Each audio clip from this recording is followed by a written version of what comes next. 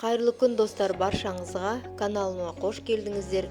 Бүгін сіздерге алдыңғы видеода көрсетілген хорстың ең оңай түрін көрсеткен болатын. Осы жолы гүлді түрлі түсті түрінің жасалу жолын көрсетемін. Видеоны соңына дейін көріп, лайк басып, пікір жазуды ұмытпаңыздар. Ең алдымен құрғақ ыдысымызға бір жұмыртқаны жарып аламыз. Оның үстіне пищевая краситель, яғни тағамдарға арналған арнайы бояғыштың құрғақ түрін қолданамыз. Бір пакетиктегінің жартысын ғана қолданамыз және жақсылап араластырып, үстіне шым-шым тұз қосамыз. Жұмыртқамызға жақсылап араластырып болған соң 2-3 ас қасық ұнымызды қосамыз. Қамырымызды әбден илеп алған соң, оны жақсылап тындырып қоямыз. Бояуы бір қалыпты жақсы реңк беру үшін.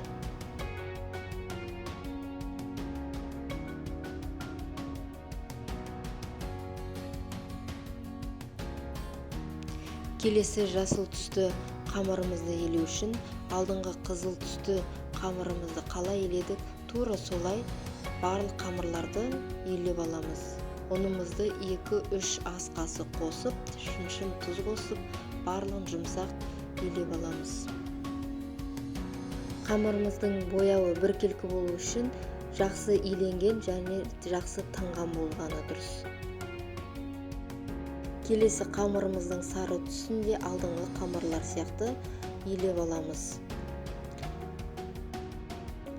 Қамырларымыздың барлығын 20-30 минутқа целлофанға салып тындырып қоямыз. Жақсы тынған қамырларымыздың бояуы біркелкі шығады. Жақсылап тынған қамырларымызды жайып бастаймыз. Қамырымызды жұп-жұқа етіп жайып аламыз және осындай формадағы нарезкамызбенен қамырымызды кесіп шығамыз. Гүлдің формасын осылай жасап аламыз. Дайын болған қамырымызды осындай нарезкалармен кесіп аламыз. Және өзімізге су керек болады. Суды осындай палочкамен болмаса, сушидің палочкасымен қолдансаңыздар да болады. Ойылған гүліміздің ортасына суды жағып, видеода көрсетілгендей бірінің үстіне бірін жабыстырамыз. Және қолмен болмаса жаңағы палочкаларменен қаттырақ қысамыз, өйткені піскен кезде ажырап кетпес үшін.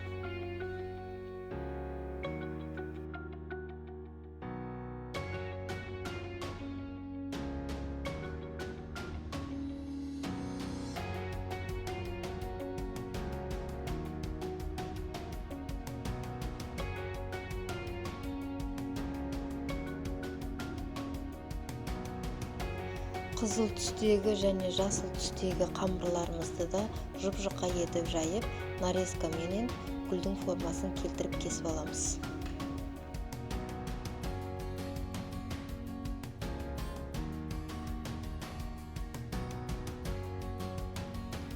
Дайын болған гүлдерімізді қызып тұрған майға біртіндеп салып, палочканың көмегі арқылы айландыра отырып пісіріп аламыз.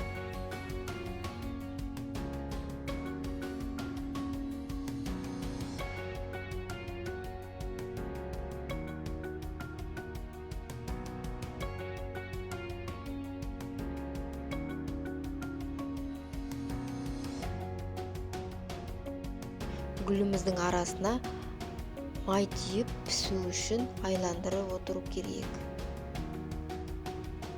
Келесі жасыл түсімізді де дәл қызыл түсті қуырып алғандай қуырып аламыз. Видеода анық бәрі көрсетілген. Тек палочканың көмегі арқылы жақсылап айландырып отырсаңыздар болды. Майда гүлді көп ұстап қоймауға тырысыңыздар.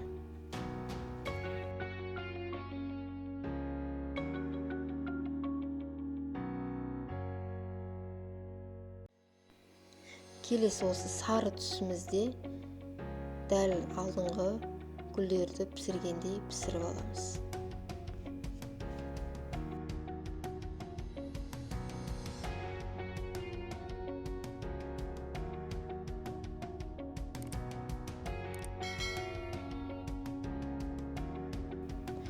Осымен біздің гүлдеріміз дайын.